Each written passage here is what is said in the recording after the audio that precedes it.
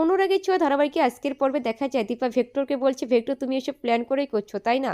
এরই মধ্যে পৃথা ম্যাম বলে উঠলো দীপাকে, বলছে দীপা ভেক্টর তো নিজের ভুলটা স্বীকার করেছে, এমনকি তিস্তার দায়িত্ব নিতেও রাজি হয়েছে, তাহলে কি ভুল বুঝছো কেন?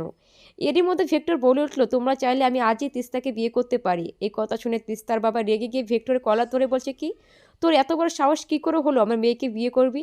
এই বলে তিস্তার বাবা রেগে গিয়ে পুলিশের কাছে ডায়েরি করতে যাবে, তখনই তিস্তার মা তিস্তার বাবাকে আটকায়, বলছে প্লিজ তুমি বোঝার চেষ্টা করো, আমার মেয়ের মান সম্মান হলে ধুলোয় মিশে যাবে। এরই মধ্যে খোকা জেঠু এসে অর্জুন আর দীপাকে বলছে, হঠাৎ করে রূপার শরীরটা খারাপ করেছে তাই আমি ওকে শুইয়ে দিয়েছি। দীপার অর্জুন মিলে ছুটে চলে যায় রূপাকে দেখার জন্য, সেখানে গিয়ে দেখছে রূপার প্রচণ্ড জ্বর।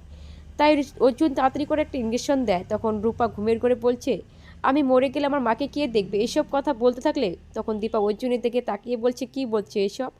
তখন অর্জুন দীপাকে বলছে, রূপা সব কিছু জানে, ওর রিপোর্টের ব্যাপারে সব কিছু জেনে গেছে, ওর কী রোগ হয়েছে। তখন দীপা খুব কান্নায় ভেঙে পড়ে।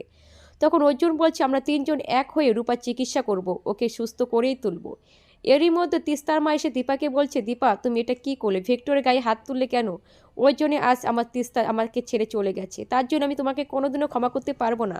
তুমি যেদিন থেকে বিয়ে করে এই সেনগুপ্ত বাড়িতে ঢুকেছো সেদিন থেকে অশান্তি শুরু হয়ে গেছে।